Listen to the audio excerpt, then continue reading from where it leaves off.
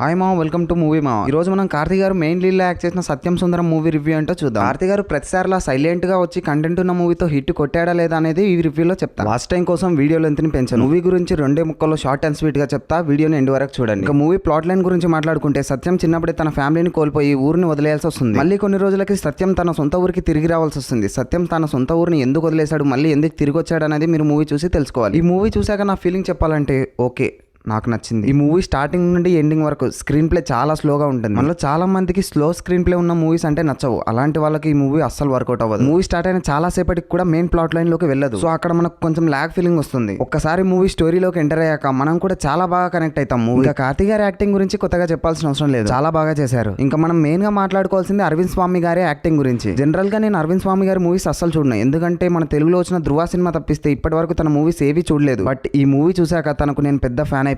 Music గురించి మాట్లాడుకుంటే okay, పర్లేదు, స్టోరీకి తగిన మ్యూజిక్ అయితే పడింది. ఇంకా ఓవరాల్ గా మూవీ ఎలా ఉందని చెప్పాలంటే సినిమా చాలా బాగుంది, కానీ రాంగ్ టైమ్ లో రిలీజ్ చేశారు. ఎందుకంటే ఇప్పుడు మొత్తం దేవర సంభవం నడుస్తుంది. సో మూవీకి పెద్దగా కలెక్షన్స్ రాకపోవచ్చు. ఇంకా ఓవరాల్ గా ఈ మూవీకి నేను ఇచ్చే రేటింగ్ 3.8/5. ఒకవేళ ఈ సినిమా మీరు ముందే చూసుంటే మీరు ఈ సినిమాకి ఎంత రేటింగ్ ఇస్తారనేది తప్పకుండా కింద కామెంట్ చేయండి.